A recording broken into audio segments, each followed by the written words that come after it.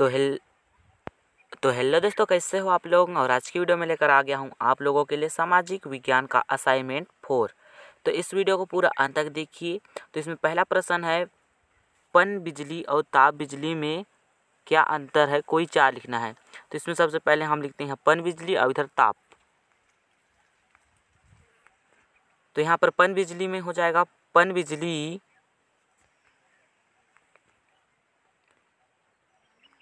बिजली पानी से पैदा की जाती है, इससे पर्यावरण प्रदूषण कम होता है, यह ऊर्जा का नवीकृत स्रोत है।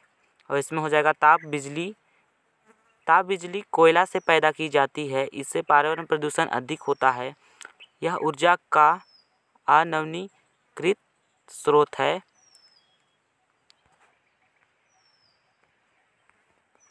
और चौथा है, इसके लिए बड़े बड़े बांध बनाने पड़ते हैं, जिससे पौधों काटने पड़ते हैं, बड़े पैमाने पर गांव बस्तियों को पलायन होना पड़ता है।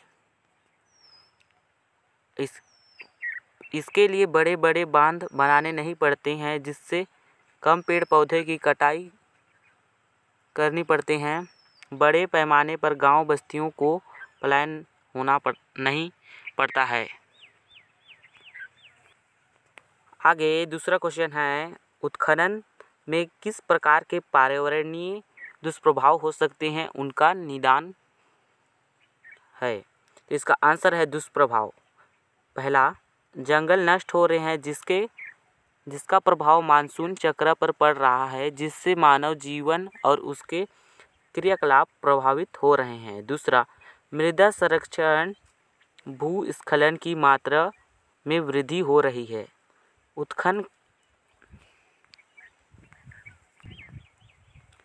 उत्खनन के कारण वायु शुद्धिकरण की क्षमता पर बुरा असर हुआ। चौथा है, खनन और खनिज शोधन के लिए स्थानीय जल स्रोतों का अधिक उपयोग के कारण प्रदूषण बढ़ रहा है।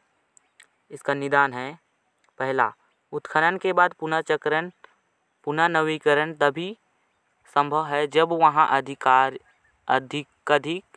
घास, पेड़ पौधे, वृक्षारोपण को बढ़ावा मिले। दूसरा, नियम कानून का कड़ाई से पालन हो, इस बात का विशेष ध्यान रखा जाए। तीसरा है, खनन क्षेत्रों में किए गए पौधारोपण की देखभाल स्थानीय लोगों को रोजगार प्रदान की जानी चाहिए, ताकि वृक्षारोपण कार्य सार्थक हो, जंगल का पुनः नवीकरण हो सके।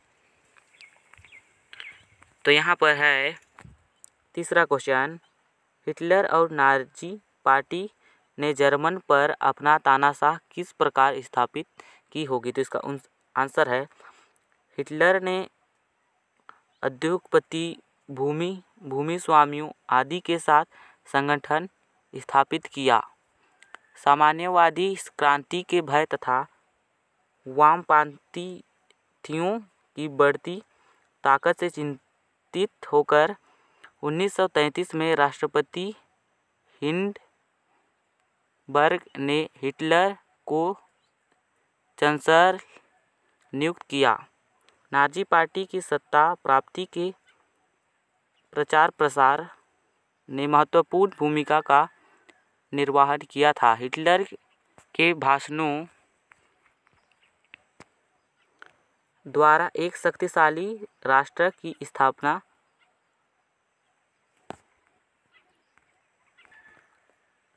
वर्साई संधि से हुई, जो नाइंसाफी के प्रतिरोध और जर्मन समाज की खोई हुई प्रतिष्ठा वापस दिलाने का आश्वासन देता था। संपूर्ण जर्मनी को नाजी विचारधारा के अनुरूप व्यवस्थित एवं नियंत्रित करने हेतु विशेष निगरानी एवं सुरक्षा दस्तों पर गठन किया गया। 1933 में यातना शिविर स्थापित किए गए, जिनमें हजारों की संख्या में नाजियों के राजनीतिक विरोधियों को बंदी बना कर रखा गया, लगातार अपमानित किया गया और अक्सर मार डाला गया। इस प्रकार के कार्यों द्वारा हिटलर और नाजी पार्टी ने जर्मन पर अपनी तानाशाही स्थापित की। तो प्रश्न 4 है, संयुक्त राष्ट्र सुरक्षा परिषद में 5 देशों को विशेष अधिकार दिए गए हैं, ऐसा क्यों किया गया? क्या यह उचित था? अपने विचार लिखिए। तो इसका आंसर है, संयुक्त राष्ट्र संघ के बनने में राष्ट्र संघ लीग ऑफ नेशन की विफलता के कारणों को ध्यान में रखा गया। राष्ट्रसंघ मुख्य सदस्य देशों की सहमति आधार पर ही काम करता था और उसके पास अपने निर्णयों को लागू करवाने की ताकत नहीं थी। संयुक्त राष्ट्र संघ में यह ध्यान रखा गया कि किसी महत्वपूर्ण निर्णय पर अगर प्रमुख देशों की सहमति हो तो उसे उन देशों के सैनिक बल के आधार पर लागू करवा सके। उस समय 5 प्रमुख देशों को संयुक्त राष्ट्र संघ में विशेष स्थान दिया गया। ये थे संयुक्त राज्य अमेरिका, ब्रिटेन, फ्रांस,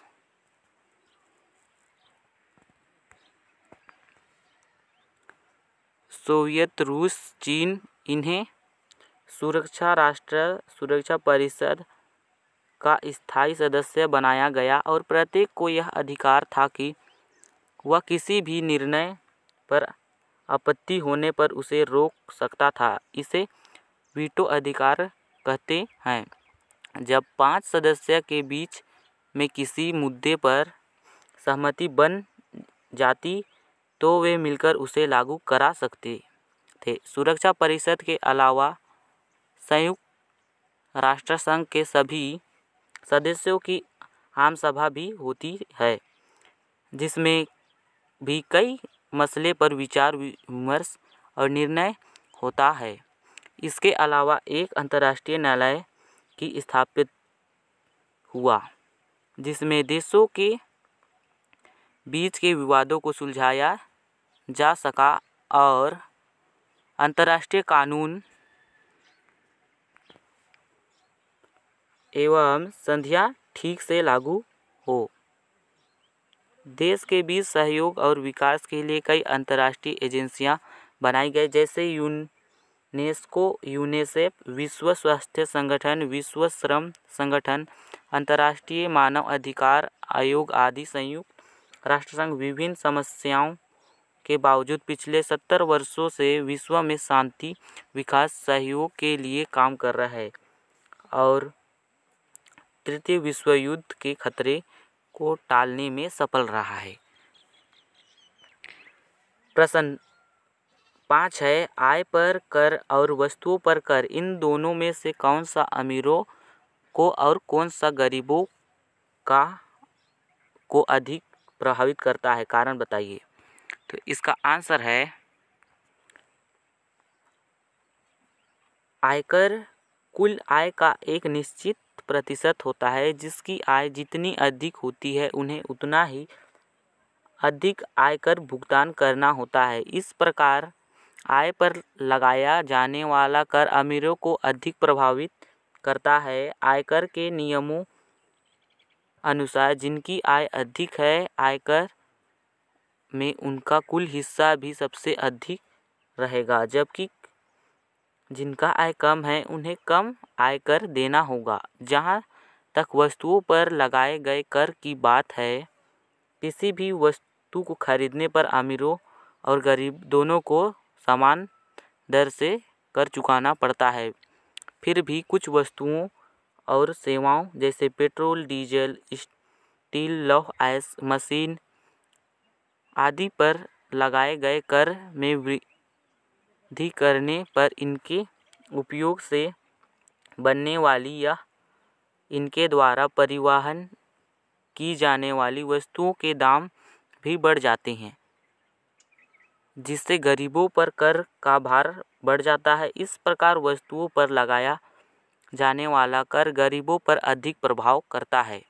अगर आपको वीडियो अच्छा लगा है तो लाइक कर दीजिए, चैनल पर नया हो तो सब्सक्राइब कर दीजिए। अगर आप इसे 100 लाइक टारगेट कर देते हो तो आपको असाइनमेंट का PDF डाउनलोड लिंक नीचे डिस्क्रिप्शन में डाल दिया जाएगा, तो आप और वीडियो को भी चेकआउट कर सकते हो। तो वीडियो अच्छा लगा है तो लाइक कर दीजिए।